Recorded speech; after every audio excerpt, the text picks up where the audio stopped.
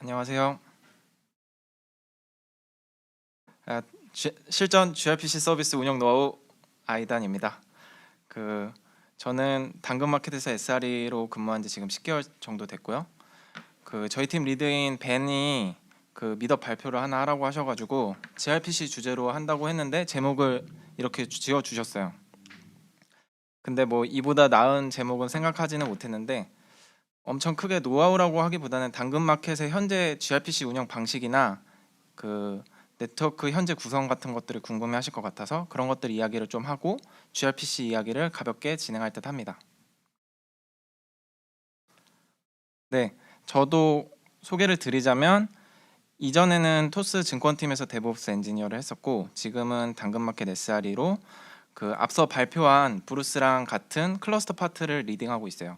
그리고 당근마켓의 이런 전체적인 트래픽 플로우나 인프라 아키텍처를 어떻게 하면은 좀 이슈 없이 단단하고 유연하게 디자인할지 고민하고 있습니다. 오른쪽은 이제 제가 디자인하는 철학들이고 첫 번째 디폴트를 잘 디자인하자는 이제 비바에서 계셨던 명규님한테 좀 영향을 받아서 가이드 없는 가이드를 이제 개발자나 인프라 엔지니어들한테 제공을 하려고 노력하고 있고, 제가 게임 쪽에서 있다 보니까 좀 객체 지향에 대인 게 있어서 고랭이랑 파이썬을 굉장히 좋아해요. 그리고 그쪽에 있는 플랫한 디자인들을 좋아해서 템플릿이랑 페네트레이팅을 굉장히 사랑하고 있습니다. 그래서 구성은 이렇게 될 것 같아요. 당근마켓의 과거와 현재, 제가 과거를 다 알진 못하지만 제가 들어왔었을 때 기준과 지금 상황, 그리고 gRPC에 대한 이야기, 그리고 인프라 엔지니어나 개발자들은 그렇다면 무엇에 좀 집중을 해야 될지 살펴볼 것 같아요.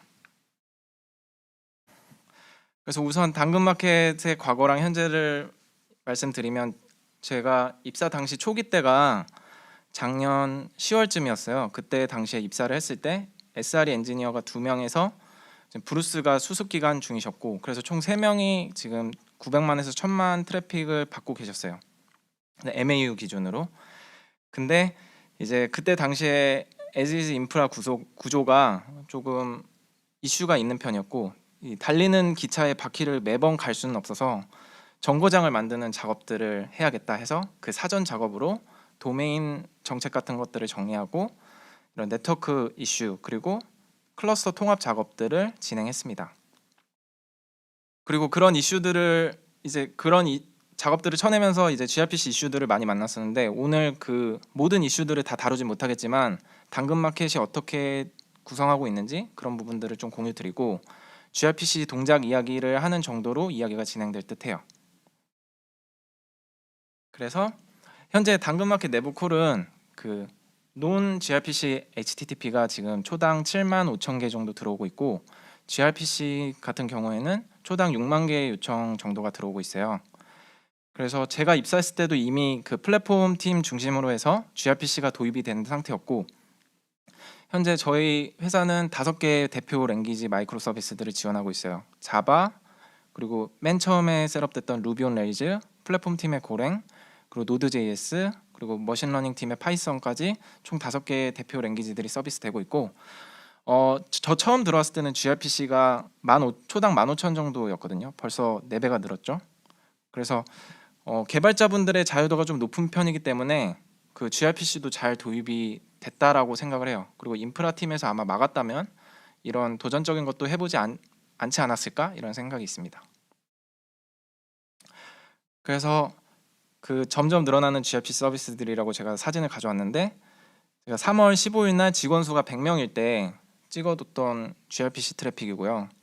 그때도 야 이거 많다 하면서 이제 기념으로 찍어둔 거였는데, 지금은 이제 초당 6만 개 정도 쓰고 있고 직원들도 2배가 됐어요. 트래픽도 2배가 됐고, 그래서 플랫폼 서비스 중심으로 이제 안정적으로 gRPC들이 운영이 되다 보니까 뭐 인증 서비스도 있고 이미지 같은 서비스들이 운영되다 보니 그런 서비스들을 이용하려는 마이크로 서비스들이 추가가 되면서 트래픽도 증가했고 이슈도 증가했습니다.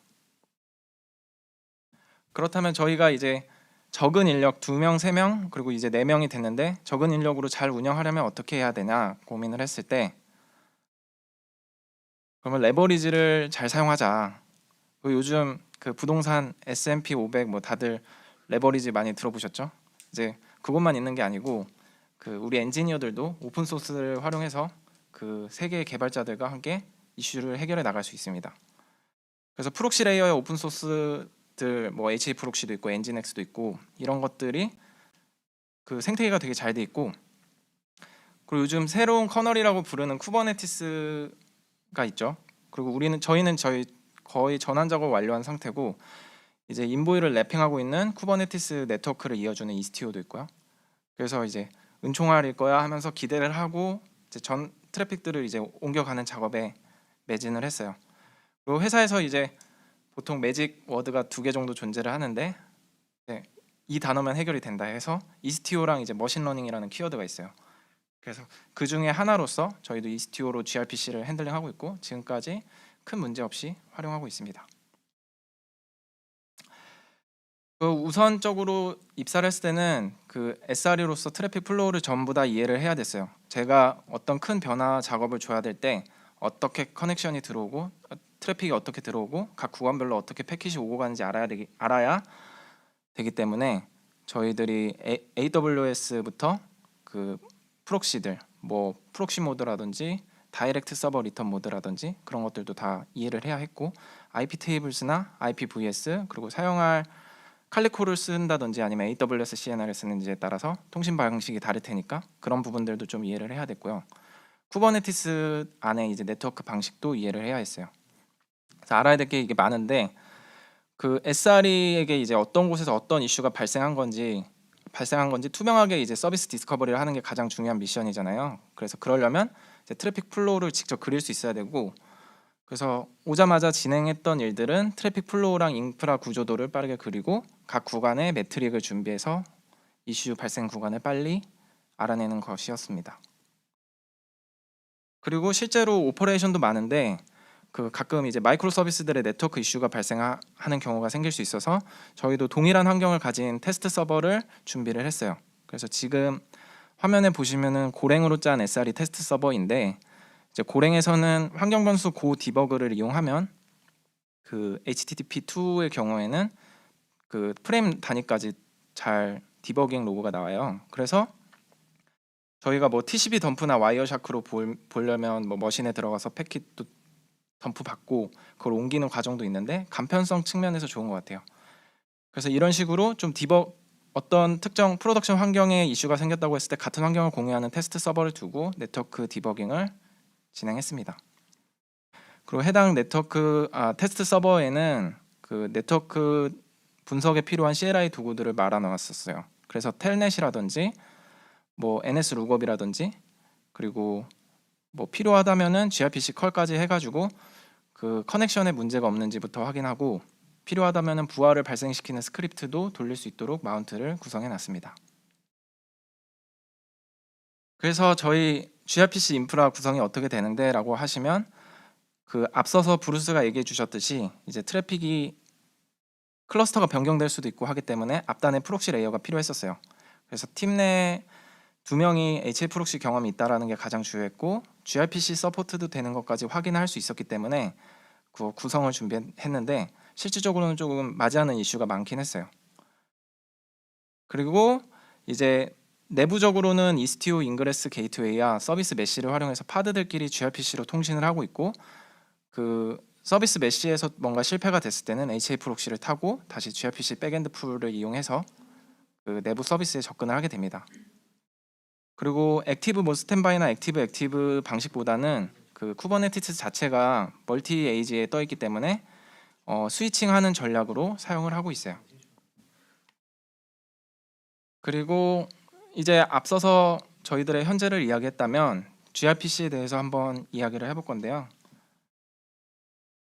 다들 많이 보신 그림이죠. 그 gRPC 공식 도큐에도 있고 많은 블로그에도 소개가 돼 있는데 그 마이크로 서비스 아키텍처를 운영하면서 그 통신 비용이라는 게 생각보다 큰데 이런 부분에 있어서 몇 밀리세크라도 이득을 보게 되면은 가져갈 수 있는 이득이 크기 때문에 레이턴시 측면에서도 gRPC는 좀 좋은 선택이었던 것 같아요. 그리고 서비스 인터페이스 스키마도 잘 지원을 하고 그 내장 기능이 풍부해가지고 인증이나 암호화, 압축 등의 기능도 풍부히 사용을 할 수 있습니다.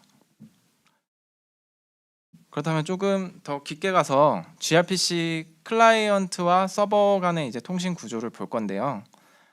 클라이언트와 이제 서버는 gRPC가 이제 채널이라는 핵심 컨셉이 있어요. 그래서 HTTP2의 스펙을 이용해서 이 컨셉을 구현을 했는데 gRPC의 채널은 HTTP2 엔드포인트에 대한 버추얼 커넥션을 나타내고요.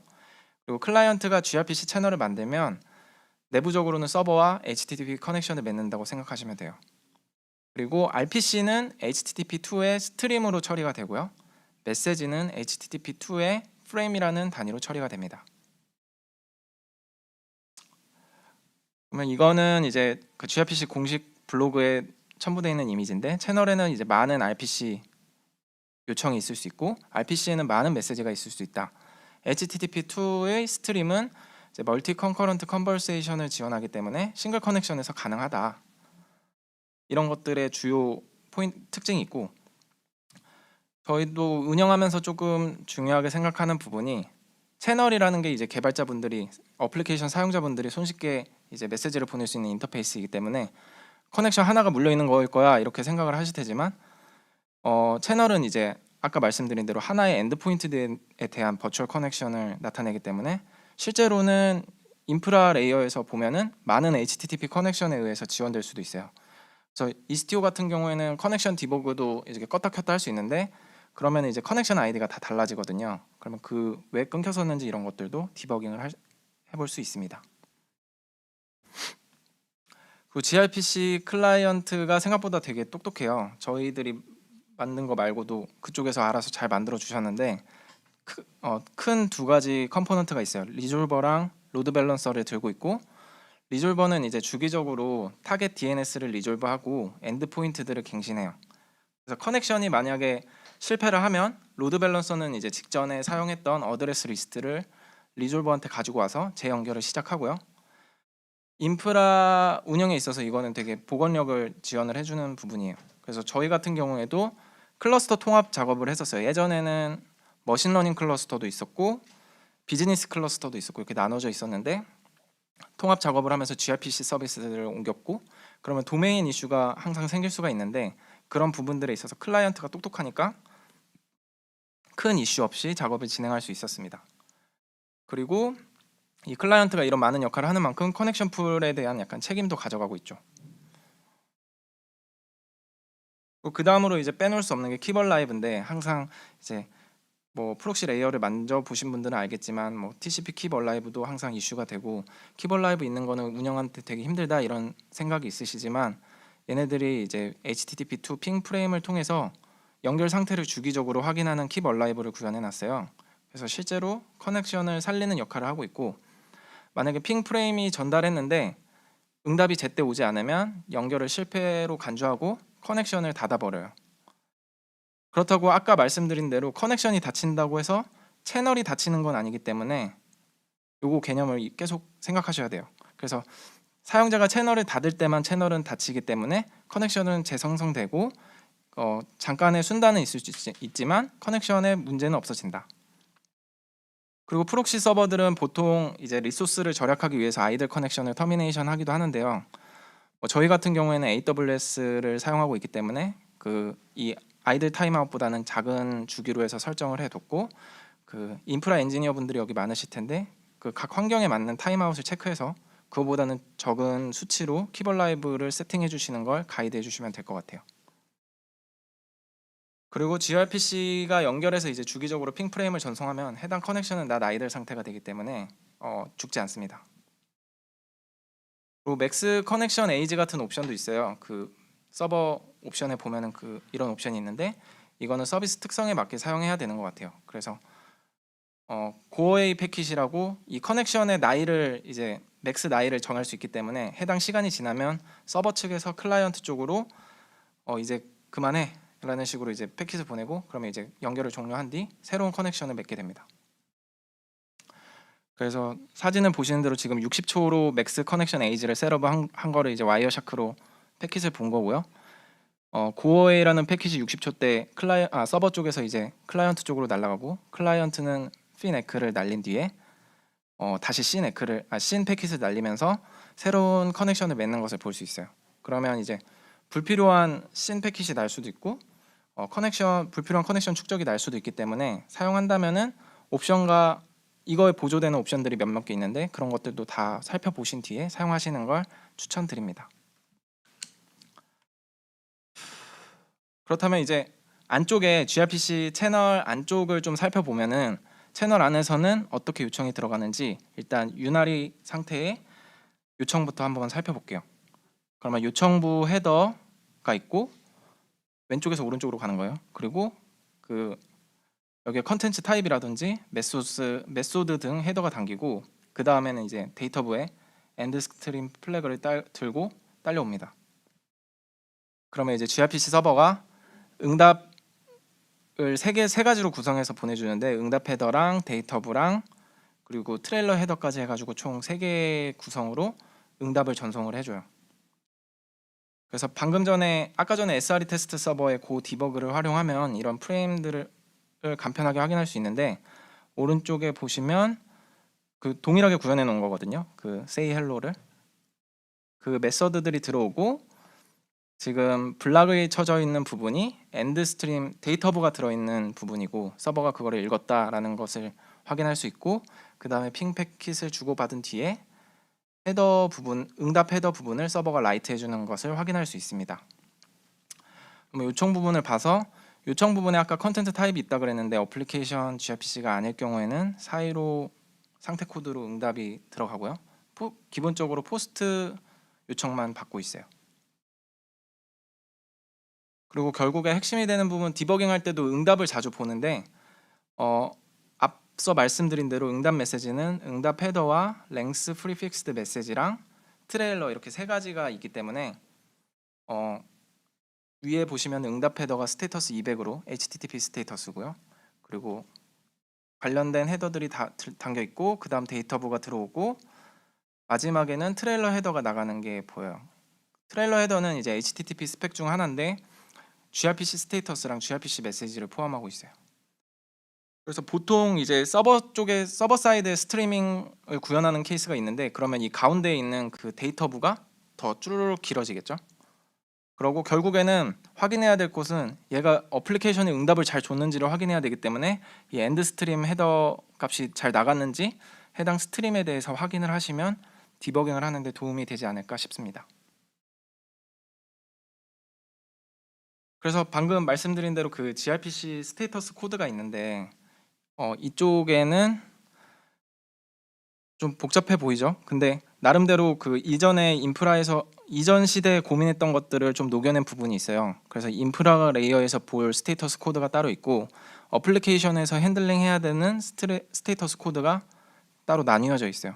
그래서 저도 여기 와서 이제 개발자분들이랑 이야기하면서 배운 부분이고 이전에 비바에 있을 때도 HTTP 응답에 빈 리스트 응답이 왔을 때 이거를 200으로 줘야 되냐 데이터가 없으니까 404 아니냐 이런 식으로 이제 어플리케이션이랑 네트워크 레이어랑 이제 의미가 달라서 논쟁의 영역이 있었는데 이제 gRPC 스테이터스에서는 그런 것들이 좀 보강이 됐고 어플리케이션 레이어에서 핸들링해야 될 스테이터스들과 이제 인프라 레이어에서 핸들링해야 될 스테이터스들이 잘 분리되어 있습니다. 그래서 그걸 기반으로 저희는 SR이기 때문에 SRE 레이어에서 인프라 관련된 스테이터스들로 전역 쿼리를 짰고 프로메테우스라는 다처음 매트릭을 활용해서 튀는 에러 서비스들을 찾고 있고요. 개발자 레이어에서는 커스텀하게 자기 서비스에 맞는 대시보드들을 세팅했어요. 그래서 자바의 경우에는 마이크로미터라든지 gRPC 고랭은 gRPC 프로메테우스 같은 오픈 소스들을 잘 활용해서 저희는 서비스 모니터를 보강해 드리고 각자 환경에 맞는 대시보드들을 세팅하도록 지원하고 있습니다. 그리고 SRE는 이스티오의 매트릭을 활용하고 있는 중이에요. 좀 더 깊게 들어가가지고 gRPC 로드 밸런싱에 대해서 이제 이야기를 할 건데 아까도 말씀드렸듯이 핵심 컨셉이 채널과 스트림이었는데 RPC는 스트림에 대응된다고 말씀드렸잖아요. 요청 하나는. 그러면 결국 스트림 베이스의 밸런싱이 필요하고 그렇다면 L7이 필요한데 현재 쿠버네티스 서비스는 L4로 이제 구현이 되어 있어요. 그래서 gRPC 요청 분배에 있어서 잠재적인 문제점이 있고 이런 부분들을 요즘 이제 프록시들은 링커드 D나 이스티오나 엔진엑스, 인그레스도 다 비슷하게 K8s의 gRPC 서비스를 로드 밸런싱 할 때는 서비스 객체를 엔드포인트 주소들을 갱신하는 용도로 사용해요. 그리고 엔드포인트 리스트들을 프록시들이 이제 직접 관리를 하기 때문에 큐브 프록시를 탄다라고 생각하시면 안 돼요. 그리고 gRPC 로드 밸런싱에서 저희 상황을 좀 보여드릴 건데 이스티오 데몬이 있고 아까 말씀드린 대로 갤리라는 컴포넌트가 쿠버네티스 API를 계속 찌르면서 엔드포인트들을 이렇게 갱신을 해줘요. 그러면 파일럿이나 서비스 메시들한테 싱크하는 작업들이 후행이 되는데 지금은 이런 이스티오 CTL 같은 CLI 툴을 통해서 특정 타겟이 되는 클러스터 DNS의 엔드포인트들을 확인을 한 거고 얘네들이 이제 헬시한지까지 체크를 해주기 때문에 이왕이면 프록시 모던한 오픈소스 프록시들을 이용해서 매트릭 모니터링과 네트워크 디버깅의 이점을 누리는 걸 추천드립니다. 그리고 이거를 뭐 클라이언트 LB에 의존해서 헤드리스 서비스 타입이라는 걸 사용해서 하기도 하지만 뭐 카나리 배포라든지 배포 쪽에서 뭔가 셋업해야 될 것들이 많으면 좀 복잡도가 늘어날 수 있어요. 그래서 프록시를 이용하는 편을 추천드립니다.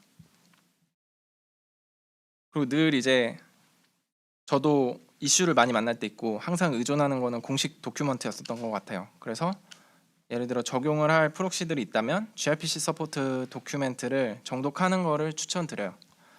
저도 이제 HA 프록시 같은 경우에는 옵션이 HTTP use HTX라는 옵션이 있었는데 그거에 대해서 좀 많이 읽었었고 엔진엑스의 경우에는 HTTP gRPC 모듈을 지원을 하는데 그 문서도 잘 나와 있어요.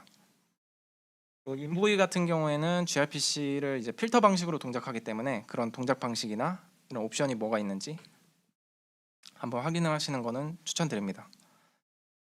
그리고 HA 프록시 쪽은 실제로 하면서 데드라인 캔슬드가 많이 일어나고 있을 때 뭔가 커넥션 풀의 플로우 컨트롤 에러가 되게 많이 잡혔었어요. 그래서 gRPC랑 HTTP 커넥션 풀을 분리하는 거를 이제 진행을 했었고 gRPC 모니터링 매트릭이 아직은 부족해서 만약에 새로 셋업한다면 엔진엑스로 하지 않을까 하는 생각이 있습니다. 그렇다면 이제 무엇에 이제 우리는 집중해야 되는지 봐야 될 것 같아요. SRE는 이제 인프라 디자인을 바탕으로 모니터링의 전역 쿼리를 좀 디자인하고 트래픽 플로우랑 관련해서 구간별로 주요 매트릭들을 보강해요. 그리고 뭐 저희도 아직 잘 못하고 있지만 인프라 구성을 고려해서 개발자분들한테 gRPC 권장 옵션 가이드를 해드리는 쪽으로 방향을 잡고 있어요. 그리고 개발자분들은 이제 각 서비스에 맞는 특성에 맞는 옵션을 적용해야겠죠. 예를 들어 나의 서비스가 gRPC 요청에 대한 응답이 뭐 1분씩 걸리는 롱폴링이 필요해. 그러면 맥스 커넥션 에이지나 뭐 다른 옵션들을 제거를 해서 디폴트가 인피니트인 걸로 알고 있어요. 그런 것들을 활용해서 킵 얼라이브 타임도 좀 적절히 조정을 해서 각 서비스 특성에 맞는 옵션을 구현하시면 좋을 듯 합니다. 그리고 gRPC 쪽에는 인터셉터 패턴이 잘 활용이 돼 있어서 뭐 미드레어를 끼워 넣기가 되게 편하거든요. 그래서 로깅이라든지 트레이싱, 센트리, 모니터링 같은 것들을 잘 활용하시면 좋을 것 같아요. 그리고 결국에는 이제 마이크로 서비스들 환경이 서로 영향을 주고받을 수 있는 환경이기 때문에 각 서비스가 서로 보호하고 서로 보호해주고 자기 자신도 보호하기 위해서 데드라인 같은 설정을 잘 해두시면 운영에 많은 도움이 되지 않을까 싶어요. 그래도 이제 무엇을 봐야 될지 모르죠. 요즘은 오픈소스 생태계가 활성화되면서 다양한 기능들이랑 많은 매트릭들이 제공되고 있는데 저희도 지금 아직 충분히 활용하지 못하는 것들이 많고요. 인프라에서 이제 중요한 몇몇 포인트가 되는 매트릭을 인지하고 관심 있게 지켜보면 좀 효율적으로 모니터링을 할 수 있다고 믿고 있어요. 그래서 HA 프록시나 이스티오 같은 경우에는 커넥션 매트릭들의 에러랑 어벌티들을 좀 걸어놓은 상태고 왼쪽에 보시면 지금 어템트랑 에러인데 백엔드로 가는 에러가 잡히면 저희 슬랙으로 바로 SRE를 태깅해서 알람이 오게 되어 있습니다. 그리고 오른쪽에 CPU 스로틀링이랑 CPU 웨이트 같은 경우에는 쿠버네티스 환경이거나 뭐 컨테이너 오케스트레이션 환경이랑은 똑같겠지만 CPU 스로틀링이 걸리게 되면 몇백 밀리세크의 손해는 순식간에 일어나거든요. 그래서 다 데드라인에 걸릴 수가 있어요. 그래서 CPU 리밋을 해제하거나 인그레스성 파드들을 격리해서 모니터링 민감도를 높여두는 것을 추천드립니다. 그리고 저희 네트워크 양을 인과 아웃도 실제로 있었어 가지고 보는 것도 좋은 것 같아요. 그래서 인코딩이나 디코딩에 있어서 어플리케이션 레이어에서 개발자 실수가 발생할 수도 있기 때문에 이런 것들을 확인하고 알려드릴 수 있으면 좋을 것 같아요. 그리고 충분히 보내는 양이 클 경우에는 GZ 컴프레셔를 이게 옵션 하나 추가하면 되거든요. 그리고 받는 쪽에서는 인풋을 하나 하면 돼서 그런 컴프레셔 기능을 가이드해 드리는 것도 좋은 방법이 될 것 같습니다. 그리고 저희 개발자분들 중에 인간 어럴트 분들이 계셔요. 그래서 이제 누구보다 빠르게 SRE 채널에 올라와가지고 난리 났다 지금 뭐 이러시는 분들이 계시는데 이벤트 모니터링만큼 정확하고 빠른 게 없어요. 그 매트릭의 경우에는 딜리버리 타임도 있고 그 어럴트까지 평가되는 시간도 걸리는데 센트리 같은 이벤트 모니터링은 즉시 인지할 수 있기 때문에 개발자 분들이랑 계속 이야기를 하면서 그 모니터링을 이어가는 것도 좋은 방법일 것 같아요. 그리고 어플리케이션 퍼포먼스 이제 관련된 APM 도움을 받을 수 있고 샘플링되는 데이터들은 이제 병목 구간을 확인하는 데 정말 중요한 에비던스가 되고요. 이런 측면에서 저희는 지금 데이터독 에이전트들을 각 머신에 깔아두고 트레이싱 용도로 사용하고 있습니다. 그리고 이제 이런 개발자분들이랑 라포를 쌓기 위해서는 서비스 초기 세팅 때 커넥션 테스트를 같이 하면서 gRPC 컬이라든지 블룸 RPC 같은 툴이 있는데 이런 것들을 해보는 것도 좋은 것 같아요. 그리고 개발자분들한테 이제 리플렉션을 넣어달라고 하면 이렇게 서비스 목록을 보여주는 리플렉션을 넣어주시는데 이런 것들을 요청드리고 같이 협업하면서 커넥션에 이상이 없는지 확인하는 과정도 중요한 것 같아요. 그리고 아무래도 저희 쪽이 클라우드에 있고 그런 인프라 초기 셋업을 진행하다 보니까 요즘은 gRPC 부하 테스트 툴도 많이 나와서 K6라든지 GHG 같은 인프라 부하 테스트를 도와주는 스크립트도 많이 제공이 되고 있습니다. 이런 것들을 활용하면은 혹시나 모르는 그 구간에 있는 병목, 뭐 나트 게이트웨이 스로틀링이 걸릴 수도 있고 그런 부분들을 확인할 수 있는 좋은 툴이 될 것 같아요. 그래서 결국에는 같이 일하는 게 조금 중요하다라는 아주 뭐 따뜻한 이야기로 마무리를 할 것 같은데 개발자 분들과 원활한 소통을 하고 서로 도와주는 문화가 유지되어서 gRPC 도입도 그렇게 됐고 저희도 서로 성장하고 있다고 생각하거든요. 그래서 SRE 팀도 실수를 할 수 있는 거고 개발자분들도 실수할 수 있는 환경을 만들려고 클라우드 쪽에서는 롤백이랑 그 회복 탄력성에 조금 초점을 둔 셋업을 진행 중이고 개발자들 그런 인프라를 디자인 중입니다. 그리고 결국에는 개발자들의 자유도가 많은 편인데 프로세스를 통해서 이 인프라가 좀 익숙하지 않은 개발자들도 쉽게 배포하고 운영할 수 있도록 서포트를 하는 목표를 가지고 있어요. 그리고 그 중에는 이제 되게 잘하시는 엔지니어 분들도 계시기 때문에 새로운 걸 해보고 싶어 하시는 개발자 분들에게는 이제 자유와 책임을 드리고 그를 통해서 저희도 뭐 좋은 인사이트를 얻기도 하고 회개하시는 분들도 있는데 이제 맥북이 개발자 분들을 사로잡았듯이 저희도 이제 맥북처럼 쓰고 싶은 인프라 플랫폼을 디자인하려고 노력 중입니다. 그리고 그 와중에 이제 친절하게 서포트를 하려면 여유가 있어야 되잖아요. 그래서 함께 그 조금 일을 같이 하면서 성장하고 즐겁게 일하실 동료들을 찾고 있습니다. 저희가 글로벌 동네 커뮤니티 앱이 되는 목표가 있기 때문에 한국뿐만이 아니고 해외도 해야 될 이슈들이 많아요. 그래서 그 아래 채용 페이지인데 같이 한번 보시고 지원을 한번 고려해 주시면 좋을 것 같습니다. 감사합니다. 그 질문.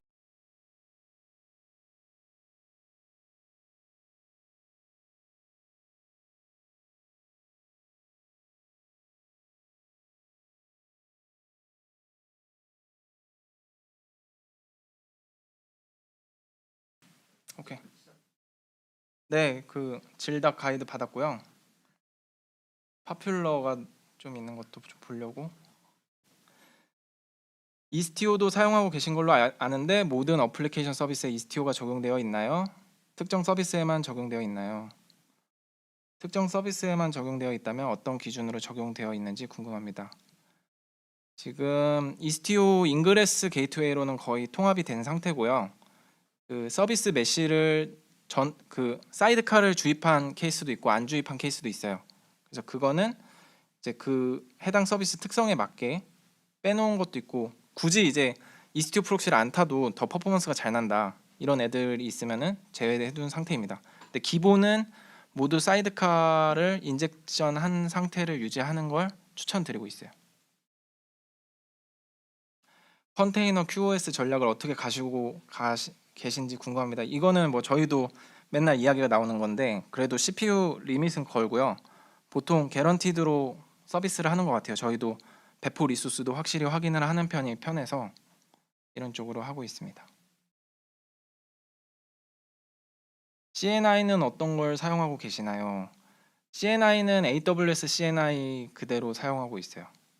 이게 이 네트워크 인터페이스를 콘솔 창에서 검색하면 되게 편하더라고요. 그리고 VPC CNI를 사용하고 계시고, 컨테이너에 SG를 매핑하면 사용할 수 있는 IP가 확 줄어드는데, 현재 몇 개의 IP를 사라졌다. 네, 사라졌네요. 질문이 읽고 있었는데 이것도 볼게요. 위로 올라갔구나. 현재 몇 개의 IP를 사용하고 있는지 트래킹을 하고 계신가요? 저희는 그 AWS의 웜 IP 타겟인가 그걸 활용해가지고 그 각 워커 노드가 배포될 때마다 약간 그 IP 풀을 조금 땡겨 두는 걸로 알고 있습니다. 그리고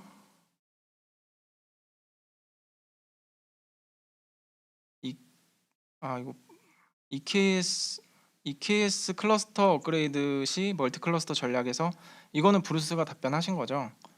저희도 아마 사용 경험이 있다 보니까 이거를 활용한 것 같아요. 로깅을 위한 오픈소스는 어떤 걸 사용하고 계시나요? 로깅은 저희 로키라는 오픈소스를 사용하고 있고, 이게 예전에 엘라스틱 서치나 이런 것도 고려를 했었는데, 그 관리 부분이 조금, 그 자유도나 관리하는 부분들이 템플릿을 아무튼 인덱싱을 걸고 쓰는 거라, 그런 부분의 자유도를 조금 더 주기 위해서 로키라는 오픈소스를 사용하고 있습니다.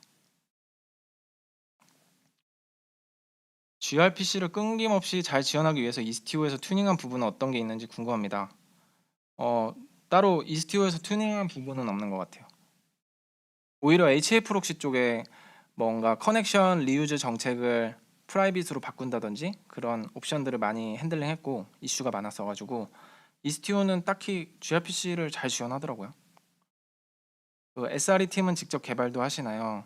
아마 지금까지 오퍼레이션이 좀 있었는데 이제 엔지니어링으로 다음 OKR을 잡을 것 같아요. 클러스터의 패킷 캡처는 어떤 식으로 캡처했는지 궁금합니다.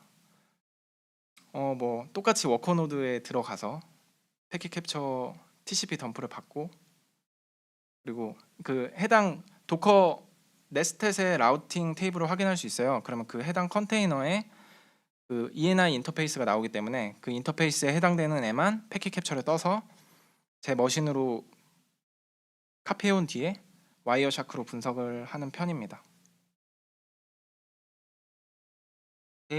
데이터독, 프로메테우스, 그라파나를 모두 사용하시는 것 같은데 사용 팁이 있을까요? 사용 구축하고, 요즘 헬름이 워낙 잘 돼 있어가지고 헬름으로 구축하고 사용하시면은 딱히 팁은 없을 것 같아요. 헬름 쪽에 워낙 도큐먼트들이 잘 돼 있어서. 마지막으로 질문 하나만 더 읽고 끝내겠습니다. 작은 서브 서비스별로 클러스터를 구성하시나요? 아니면 큰 클러스터 하나에 여러 서브 서비스를 네임스페이스로 구분해서 진행하시나요? 저희는 클러스터 하나를 잘 관리하자라는 쪽에 조금 합이 맞춰져 있어서 그 서브 서비스들을 네임스페이스로 구분을 해서 진행을 하고 있습니다. 네, 여기까지 답변 받고요. 제가 아까 벤한테 들었는데 5분 뒤에 쉬고 5분 뒤에 다시 진행을 할게요.